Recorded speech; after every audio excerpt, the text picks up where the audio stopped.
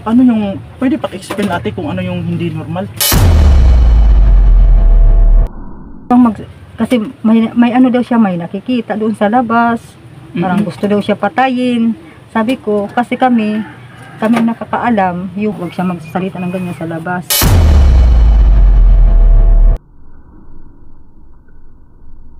Kaya nga, napapansin ko kasi sa kanya, sabi ko kanya, huwag kang basta-basta mag-ano sa labas kasi baka, paano ka.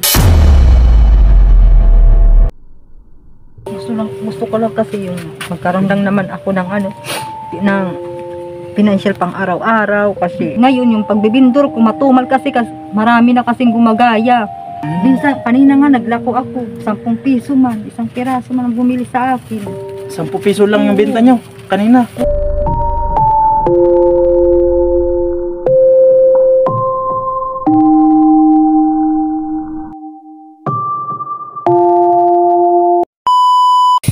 Welcome back mga partners. Mga partners, nandito po tayo ulit sa Barangay Rawis po. Yan po, dito po tayo ngayon, no. Kanina mga partners, kumakain po kasi tayo dun sa may kalsada. May pong nag-refer sa atin na baka daw pwede natin puntahan. Kapitbahay nila po to mga partners, kaya nandito tayo. Alalamin natin kung ano yung sitwasyon nila sa loob mga partners, no. Ayan po. Sa bago muna yung mga partners, no, welcome back sa ating YouTube channel. Siyempre po, Biyaheng King. Ayan, maraming salamat sa mga nanonood at sumusumuporta po sa ating YouTube channel mga partners, no. Ayan, pupuntahan po natin.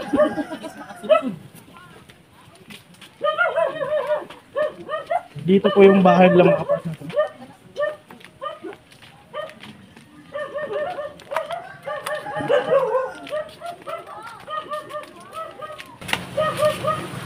Magandang tanghali po, pwede makituloy. Tuloy po tayo mga kapatid. Okay lang po ba i-ano yung sinilas tayo? Sige, pasok lang yung sinilas kasi pasok lang kasi kami. Ayan, nandito naman po tayo sa bahay ni ate, no. Ate, bago po lahat ate, magpapakilala po muna kami. Kami po ang The Great Team Moraynon. Pinamumunuan po niya ni si Sir Joey The Great. Ayan po, marami po kaming members. Ayan, nandyan po si Boy Tabang, si Ate Edna Condor, siyempre po yung cameraman Yansky TV, at saka nandyan po si Baby Mix Vlog, Raymond Gelosa, siyempre po inyong lingkod, si Biyaheng King po. Ayan. O, nandito kami ate for scouting kasi nga yung ginagawa namin ate is inaalam po natin yung sitwasyon ng ating mga kababayan para maipahatid natin sa ating mga YouTube channel. Nagbabaka sakaling mapansin ng mga may mabubuting puso, matulungan po kayo kung ano man yung maitutulong din namin. Ayan. So, okay lang po ba na ma-interview namin kayo ate? Okay lang po. Ano po wala pangalan nyo ate? Sherlyn po. Sherlyn. Sherlyn. Si ate Sherlyn. Ano? Oh, ilang taon na po si ate? 43. 43. Mag-isa lang ba kayo dito ate? Hindi. Yung mga anak ko andun sa paaralan. Tapos, yung asawa ko kasi may sakit. May sakit yung asawa niyo? Saan po yung asawa niyo? Andun sa sa loob. Nasa loob po. Andyan? Kasi Nakasan niyo? yung pag-isip ko kasi normal. Yung pag-iisip kasi ni kuya di ano daw. Tapos masakit yung mga yung katawan niya, sabi niya. Katawan niya. Ano yung, pwede pa-explain ate kung ano yung hindi normal kanya? Kasi sabi ko kanya, yung wag kang kasi may ano daw siya, may nakikita doon sa labas. Ang mga tao na kung halimbawa may pagsabihan ka na ganyan, may nakikita ka, hindi kanya paniniwalaan, sasabihin nun nila na may ganyan ka, di ba? Parang ini-encourage ko siya na sabi ko kasi ang pagkaisip sa'yo ng mga tao na may ganyan ka, sabi ko. Kasi noon di ka naman ganyan, sabi ko kanya. Tapos yun, masama talagang pakiramdam niya, sabi ko, sige, dito ka lang muna sa loob, sa bahay, sabi ko. Matagal na po ba siyang ganyan? Hindi pa, magka 2 months pa lang siguro. Magto 2 months pa? Ay, bago pa lang pala. Kaya nga, napapansin ko kasi sa kanya, sabi ko kanya, huwag kang basta-basta mag-ano sa labas kasi baka paano ka, kaya makaisip ka na, baka isipin mo na niyayaya ka dun, yung pala hindi na, di ba? Kasi hindi naman normal yung pag-isip niya, sabi ko kanya. Sa tansya mo ate, paano kaya nagsimula na nagkaganon si kuya? Kasi yung pagkaalam ko talaga, yung nagtatrabaho kasi siya, kasi ano siya, nagkakarpintero. Mm. Tapos yung inuulanan siya, tapos ano na lang, tumutuyo yung ano sa Pawis. oo yan. Mm-mm. Sabi ko baka yung kung sa Bisaya pa yung parang pasma, Oh. ganun. Oo. Ganun, no? So, ilang taon na kayo magkasama? Ano pangalan po ng asawa niyo? Edmond. Edmond. Opo. Ilang taon na kayo magkasama na Kuya Edmond? Ano na, magi-18 na. Kasi yung panganay 18 namin. years. Kasi yung panganay namin, magi-17 na. 17 na yung panganay. Grade Eh, 11. ilan po yung anak niyo? 7. 7 yung anak niyo. Ilan po yung nag-aaral? Lahat sila po nag-aaral. Nag-aaral ngayon lahat. Sa awa ng Diyos, no? Ito Yung, naman. kasi pang umaga kasi yung kinder ko, kaya Mm. yung ngayong hapon, dito talaga ako sa bahay. So, kung ganyan natin, yung 7 mo anak, kung nag-aaral lahat, saan kayo kumukuha ng gastos? Yun nga, sabi ko, manghingi na lang muna ako ng tulong, ganyan. Kasi nag-ano kasi ako, nagbibindor. Ngayon yung pagbibindor ko, matumal kasi marami na kasing gumagaya. Nagbibindor ho kayo? Oo. Ano naman po yung binibenta nyo? Chlorine, ganon. Chlorine? Paminta, Ricardo. Katulad nito, sana ba yung kaunti na lang kasi wala na kasi akong puhunan. Wala ka ng puhunan? Tapos marami kasi yung gumagaya na magbindor ng ganito. Kaya yun. Binibenta nyo ho ito? Sampo. Ay, ganito. Oo. Nagbibenta rin ako ng ganyan. May nagbibenta ako ngayon ng ganito sa probinsya. Oo. Yung binibenta ko nga dun eh. Yung bawang. Oo, ginaganito ko rin. Ginaganito ko rin.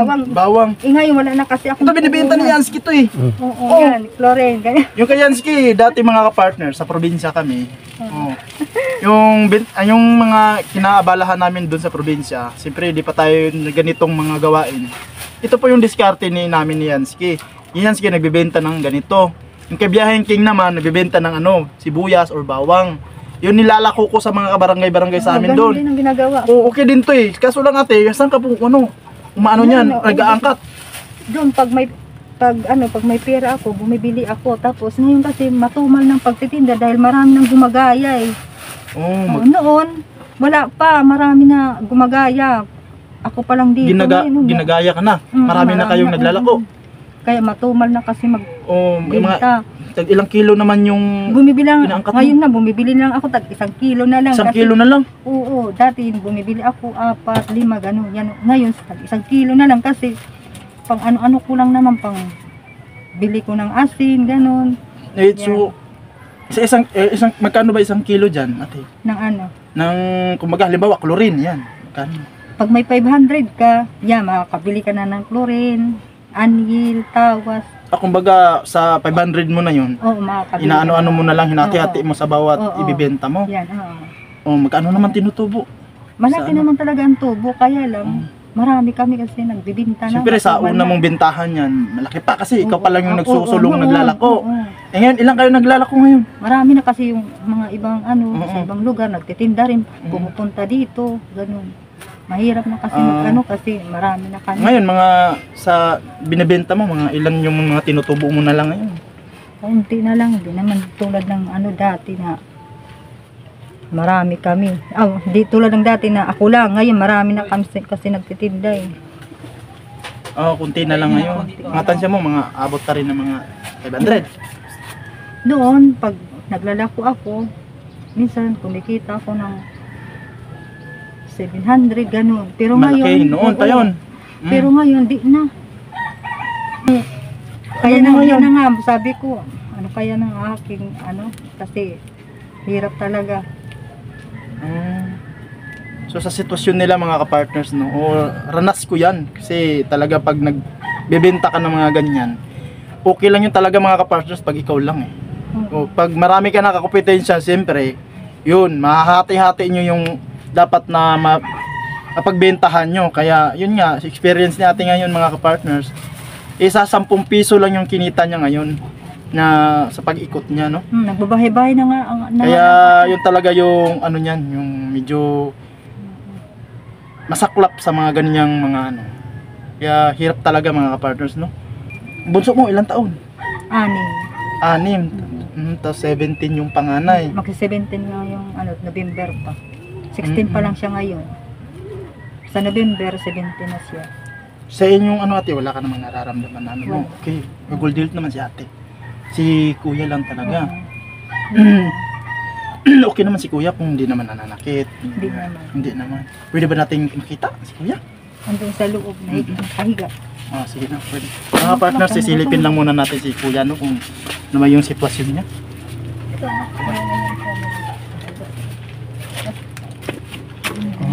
Uy, hindi pwede pwede gisingin no.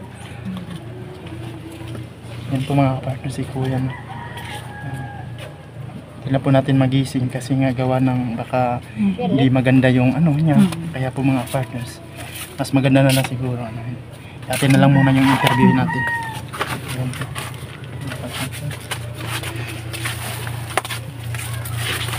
So ganito ate, ano ba yung masasabi nyo sa sitwasyon nyo ngayon nga ganito?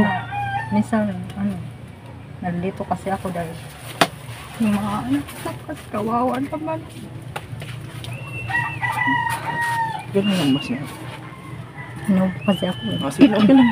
Kaya, ang ano ko lang kasi yung mga anak ko. Hindi ko kasi maiwan. O yun nga, yung problema doon. Oo. Hindi ko kasi talaga maiwan yung mga anak ko. Kahit magtrabaho ako sa playo, siyempre mababaliw din ako yung mga anak ko malayo sa akin. Mensahe mo doon sa asawa mo kahit ganyan, sana gumaling siya. Kaya sinasabihan ko nga siya, sabi ko, sikapin mo kasi ikaw lang talaga ano ng sarili mo, sabi ko sa kanya. Tapos yung mga bata kawawa naman. Paano naman kung hindi yan paano kung huminto yan sa pag-aaral? Siyempre may inggit niya sa iba. Di man makapagsabi sa akin. Sa kanila, may inggit yan, sabi ko. Kaya nga, sabi ko sa kanya, hindi ko talaga kaya iwan yung mga bata. Kung may pera lang ako, sabi ko, mag-ano na lang ako ng puhunan, magtinto sa labas. Puhunan sa labas. Sa mga anak mo na kahit papano'y medyo tagilid, nag-aaral, anong mensahe mo sa mga anak mo? Yung mga anak ko kasi, lalo yung pangalay ko, naawa ako. Dahil nag-absent siya, tapos nagtatrabaho sa mineralan para may maibili lang siya na ano sa paaralan nila. Yun. Yung iba naman, dito nag-ano sila, pag-utusan sila.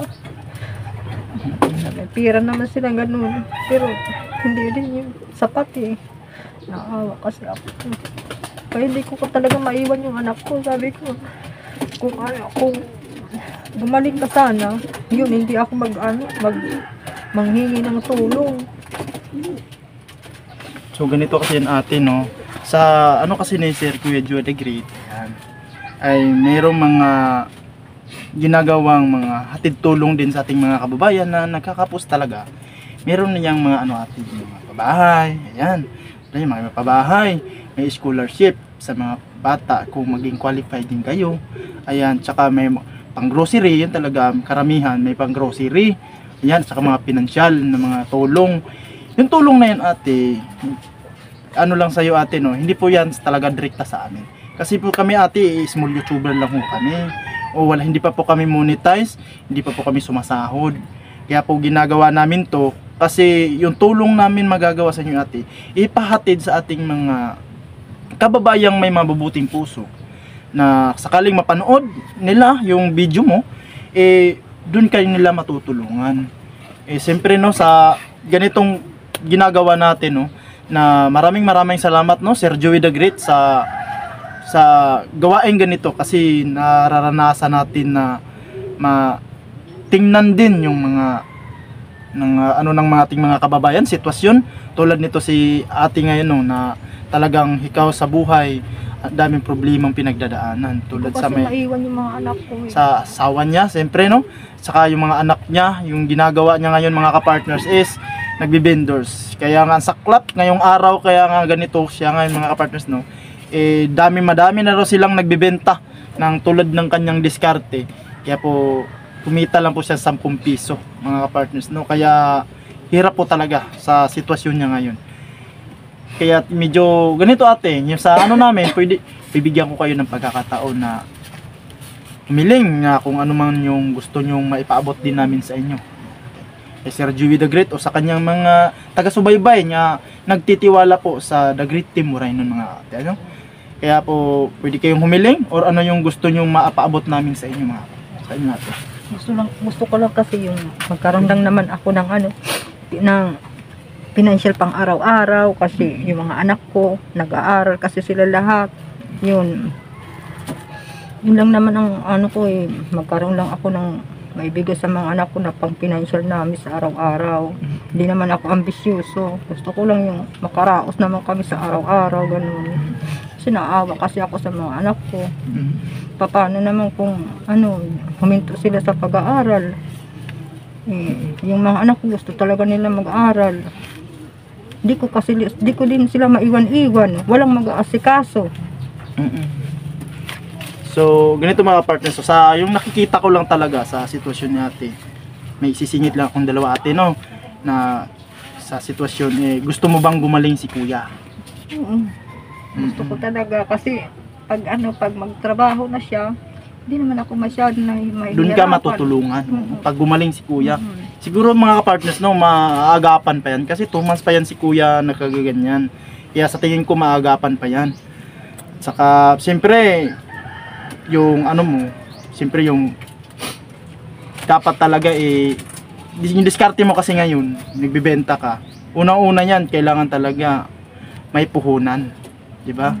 O pwede kang sa mga ka-partners, no, sana po sa makakapansin, sana po kahit papaano mabigyan natin si atin ng puhunan kasi talaga yun yung inaano nilang kabuhayan ngayon mga ka-partners, no. Siya yun yung bumibili, umaangkat siya mga ka-partners ng kung no, yung mga chlorine, mga ganon, anyel ba yung tawag doon sa Nablo? Anyel mga ka-partners, no. May mga yung panggamit panlaba mga partners, yun yung nire-repack niya yun Tapos yun yung nilalako niya sa mga kabay-bahayan. Kaya dati, siyempre, sa kasagsagan pa ng kalakasan, yun, nakakabenta si ate, nakakarao sila. So ngayon may kakompetensya na. Kaya yung saklap doon mga ka-partners talagang wala anong benta niya, no. So yung benta niya na yun, siyempre pati sa habang tumatagal, pati yung puhunan, nakakain na rin nila. Kaya pawala yung ni ate, no. Kaya sana naman mga ka-partners, no, si ate matulungan natin sa kanyang siyempre panghanap buhay na pampuhunan na pangangkat niya at siyempre yung lalong-lalo na siyempre si kuya na baka po sakaling matulungan natin na maipagamot si kuya, di ba?